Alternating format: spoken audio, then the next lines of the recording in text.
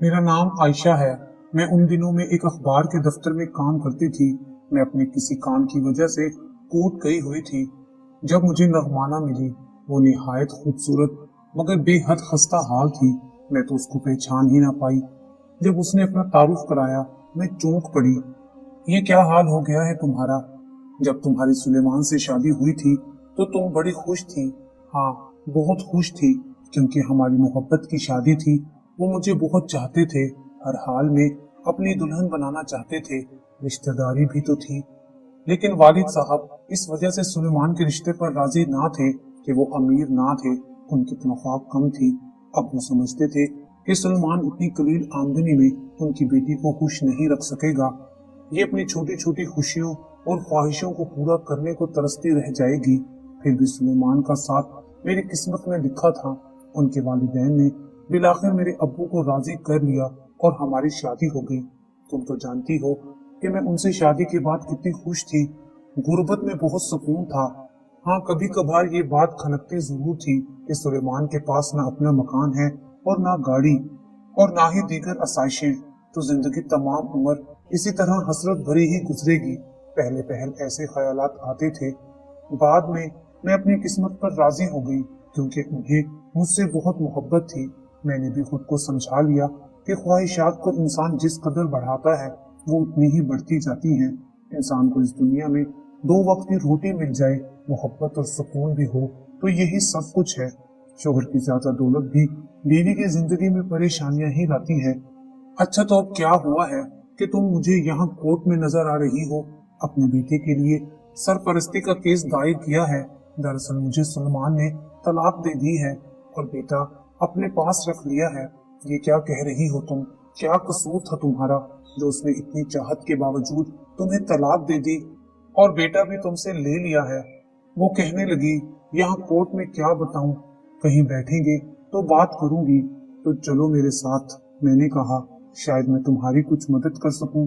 यूं मैं अपनी पुरानी हमजमात को अपने साथ अपने घर ले आई और फिर उसने अपनी रोदात सुनाई, जो उसी की जुबानी रकम कर रही हूँ। शुरू में मैं अपने सास ससुर के साथ रहती थी। 2 साल बाद सलमान का तबादला दूसरे शहर हो गया, तो उन्होंने किराए का एक छोटा सा मकान ले लिया और मुझे अपने साथ ले आए। उन दिनों मेरा बेटा साल भर का था।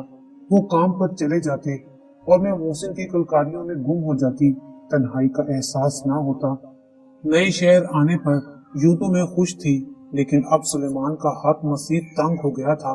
ससुराल में मकान किराया, बिजली का बिल ना देना पड़ता था और खाने पीने का खर्चा ससुर साहब बर्दाश्त कर लेते थे, लेकिन यहाँ सारे खर्चात खुद करना पड़ते हैं। ससुर साहब की मर्जी होती तो 2-4 माह बाद जब मिलने आते, कुछ माली इमदाद कर दिया करते। उनका भी तो पेंशन पर गुजारा था। पास पड़ोस में खाते पीते खुशहाल लोग रहते थे। जब उन औरतों को अपने कीमती लिबास में देखती तो मुझे हसरत होती कि मेरे पास भी इन जैसा लिबास हो। यूं ही 2 साल गुजर गए। उस घर में 4 ईदें आईं, मगर मैं ईद पर नया जोड़ा ना बनवा सकी, जबकि मेरी पड़ोसन तो हर माह नए जोड़े में नजर आती। दिल से आहें सर्द निकल जाती।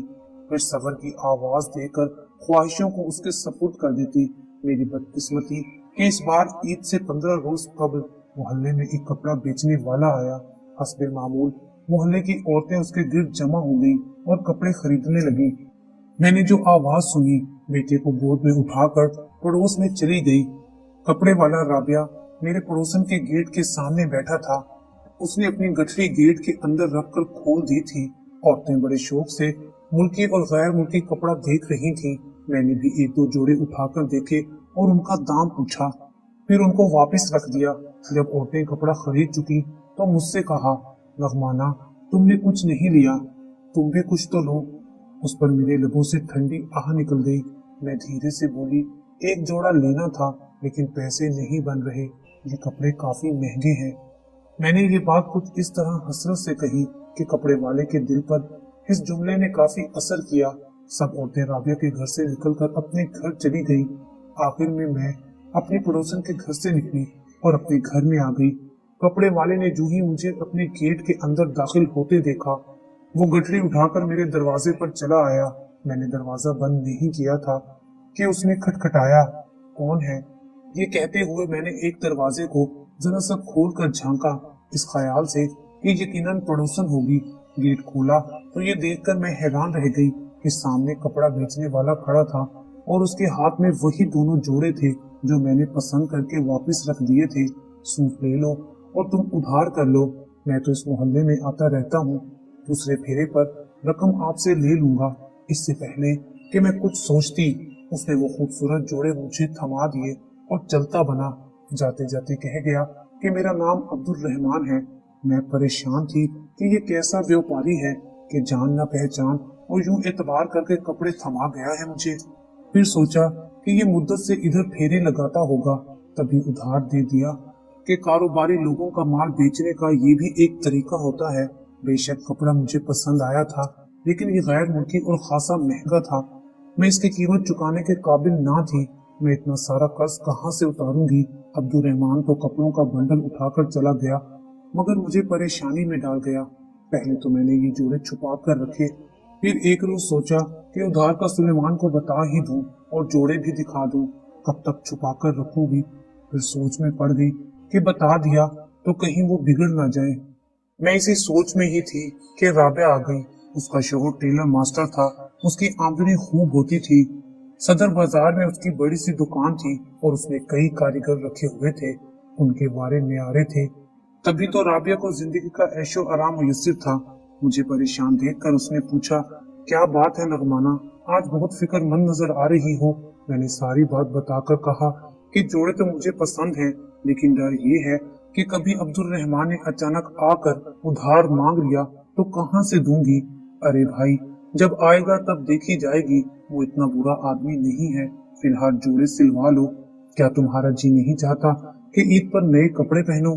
क्यों नहीं चाहता है, लेकिन मेरे पास तो सिलाई के पैसे भी नहीं हैं। उसकी तुम फिक्र मत करो, मुझे कपड़े और नाप दे दो, अपने मियाँ से सिलवा दूंगी। और तुम सलमान भाई से भी कह देना कि मेरी सहेली राबिया ने ये जोड़े ईद का तोहफा दिया है। उन्हें मालूम है कि मेरी शोहर टेलर है, और कह देना कि इसीलिए सिलवा कर दिए हैं। मेरी मुतफिकर सोचों का फौरी हल तो निकल आया, और जब जोड़े सिलकर आ गए तो मैंने सलमान को वही कहा जो मुझे राबिया सिखा कर गई थी। उन्होंने जोड़े देखे और खुशी का इजहार भी किया। फिर बोले, मुझे जल्दी से खाना दो, आज ओवर टाइम लगाया है, थक गया हूँ। मौसम के कपड़े भी लेने हैं, ईद को दिन ही कितने रह गए हैं।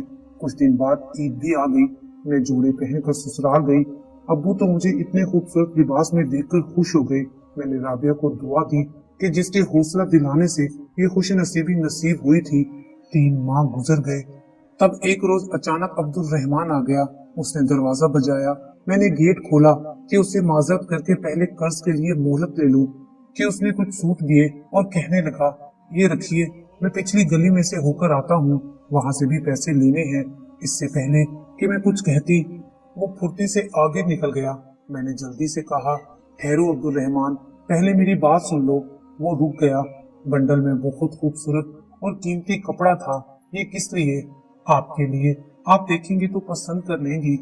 ये मुझे नहीं चाहिए। लो पकड़ो इसे। मैंने अभी तुम्हारा पहला कर्जा नहीं उतारा है। तुम और कपड़े ले आए हो, आप देखें तो सही।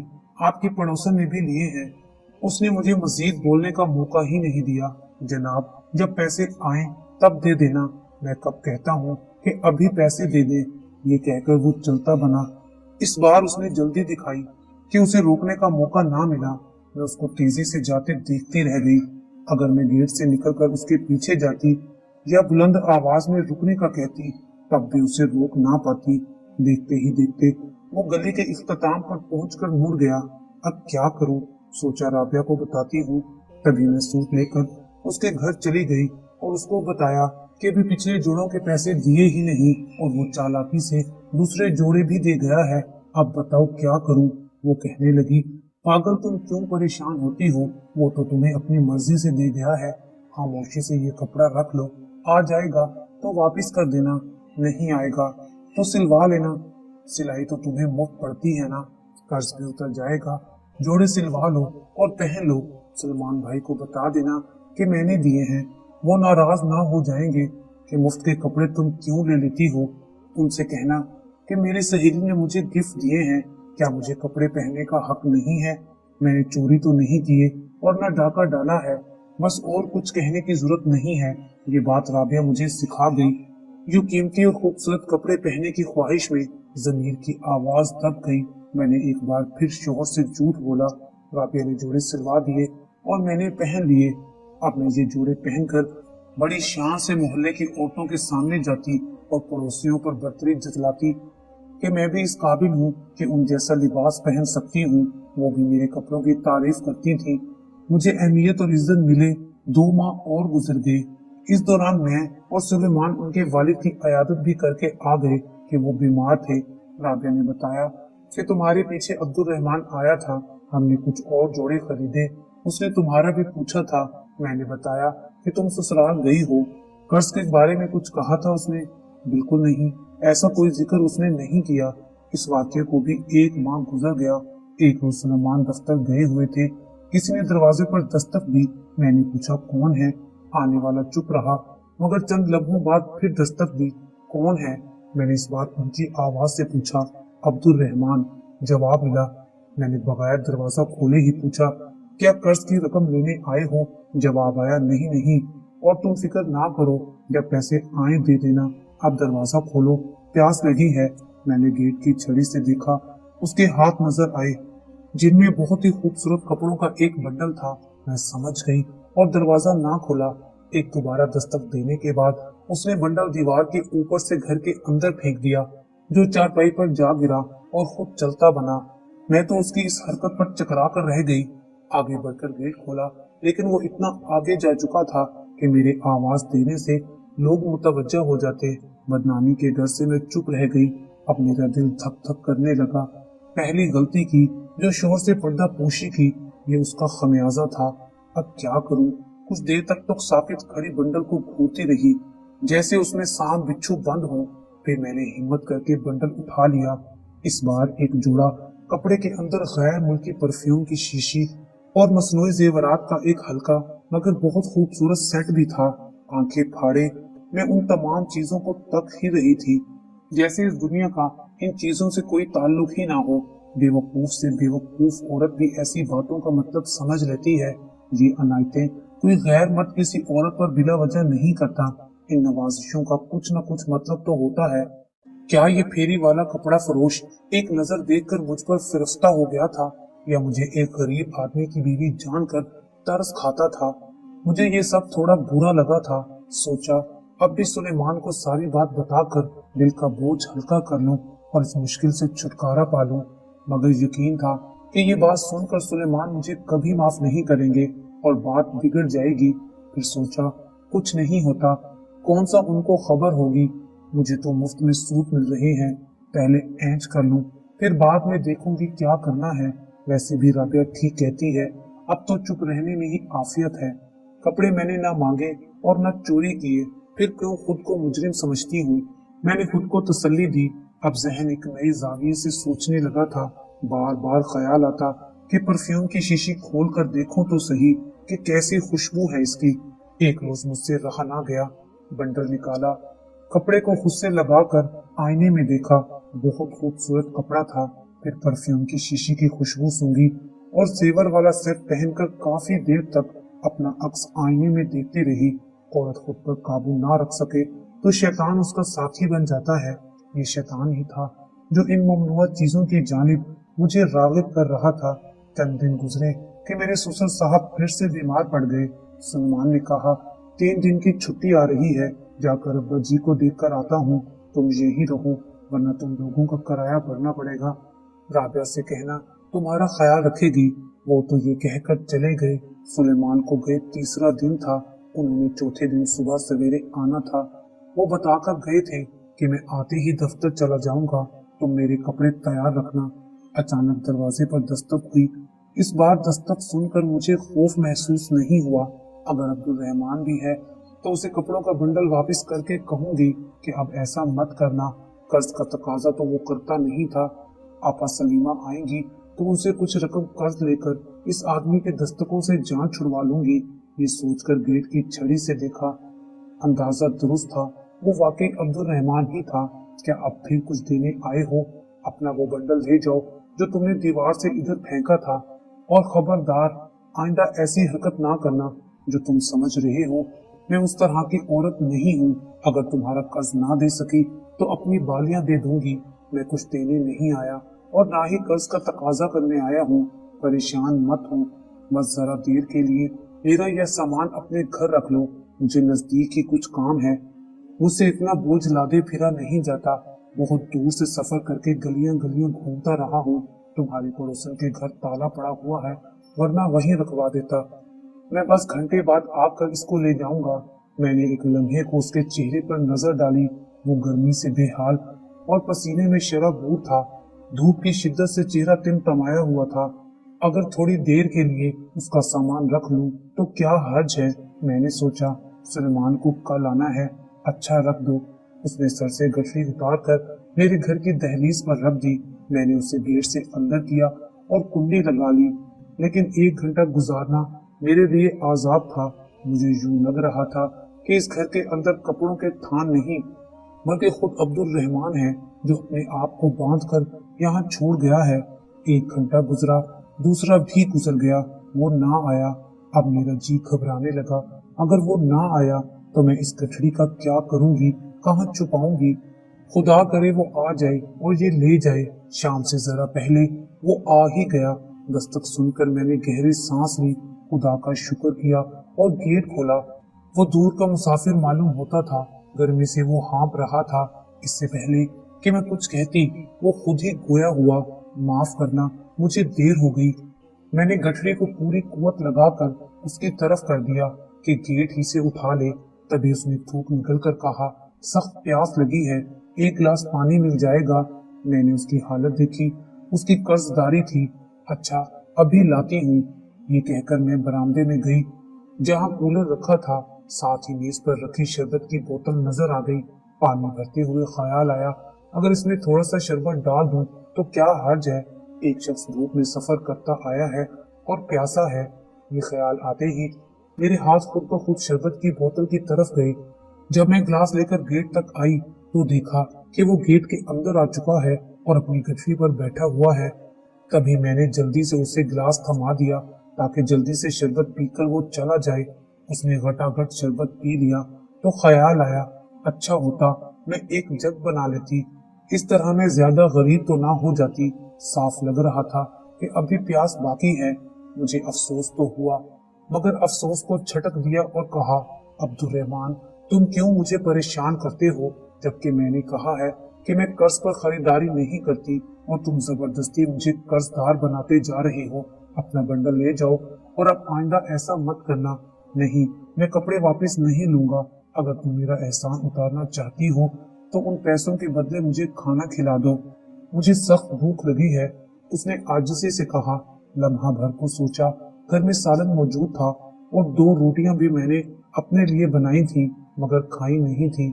जल्दी से किचन में गई, एक प्लेट में सालन और चंगेरी में रोटियां रख कर ले आई और उसको देकर बोली, लो जल्दी से खा लो ताकि मैं गेट बंद कर दूं। वो बोला, मैं बदमाश नहीं हूँ, तुम बेशक गेट बंद कर लो। ये कहकर वो गठरी से उठकर चारपाई पर जाकर बैठ गया और खाना खाने लगा। मैं उसकी जुर्रत पर हैरान रह गई। मैं बरामदे में जाकर खड़ी हो गई। वो सहन में बैठा खाना खा रहा था। खाते हुए एक नजर मुझ पर डाली। वो मेरे दिल के अंदेशे को भांप कर बोला, देखो मुझसे डरो मत, गेट पर बैठकर खाना खाना बेइज्जती वाली बात है, इस वजह से यहाँ बैठ गया हूँ। अच्छा ठीक है, जल्दी से खा लो। अगर कोई आ जाएगा और तुम्हें मेरे सहन में यूं बैठा देख लेगा तो क्या सोचेगा, मेरी बदनामी हो जाएगी। उसने मेरी बात का जवाब ना दिया और खाना खाता रहा। अब मैं चाहती थी कि ये जल्द अज जल्द खाना खत्म करे और जाए यहाँ से। तभी मेरी नजरें गेट पर मस्कूर थी, जिसको मैंने बंद ना किया था। वो बदस्तूर खुला हुआ था। जब वो खाना खा चुका, हाथ धोने को पानी मांगा। मैंने जग में पानी उसको दिया। वो मेरी बेचैनी को ताड़ चुका था। कहने लगा, मेरे हाथों पर मेहमान समझकर पानी डाल दो, हाथ धो के मैं चला जाता हूँ। मैं फकीर नहीं हूँ, इसलिए गेट पर बैठकर नहीं खाया। वो ये बात कह रहा था और मैं उसके हाथों पर पानी डाल रही थी कि उसने मेरे पाँव पर अपना पाँव मारा और मैं उसके ऊपर जा गिरी। मैं उठने ही लगी थी कि अचानक गेट से सुलेमान को घर के अंदर आते देखकर मेरी जान निकल गई, जैसे किसी ने मेरी रूह को जिस्म से खींच लिया हो। मैं अपनी अकल पर मातम करने लगी कि मैं खुद ही अपनी हमाकतों से आज फंस गई हूँ।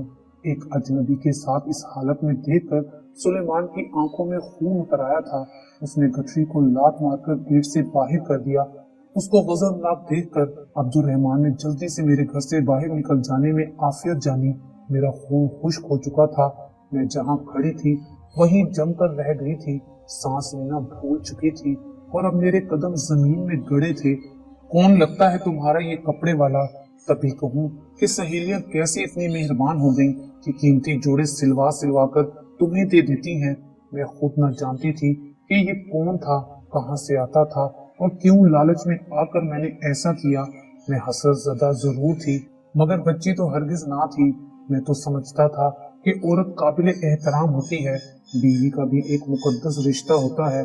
क्या खबर थी कि तू अपनी ख्वाहिश की खातिर एक कपड़ा बेचने वाले से तुम इस तरह यारी लगाओगी। तुम तो मेरे घर की मालिकन, मेरे बच्चे की माँ थी। ये बाजारी औरत कैसे बन गई? हाँ, ये बात भी ठीक है कि जेवर कपड़े तो औरत की कमजोरी होते हैं। मैं तुम्हें ना दे सका तो तुमने गलत तरीके से ले लिए, है ना यही बात? मैं अपने शोहर को अपनी बेगुनाही का सबूत कैसे देती? जिस वक्त वो घर में दाखिल हुआ था मैं उस कपड़ा फरोश के ऊपर गिर पड़ी थी। और कौन सा मर्द अपनी बीवी को इस हालत में बर्दाश्त कर सकता है? वो कपड़ा फरोश तो वहां से भाग गया मगर मेरी जिंदगी बर्बाद कर गया। मेरे शोहर ने मुझे उसी वक्त तलाक देकर घर से निकाल दिया था और ये सब मेरी नादानी और लालच की वजह से हुआ था। ये बताकर मेरी सहेली नगमाना रोने लगी और बोली, कभी कभी औरत अकल से काम नहीं लेती तो उसकी दुनिया उजड़ती है और फिर खमियाजा तलाक की सूरत में भुगतना पड़ता है। नगमाना की बातें सुनकर मुझे बहुत दुख हुआ। मैं सोचने लगी, अब्दुल रहमान पढ़ा लिखा ना था, ये तो पढ़ी लिखी और समझदार थी। ना जाने फिर इसने दूर अंदेशी से कान क्यों न लिया और आज ये अपनी गलती की सजा तलाक की सूरत में भुगत रही है।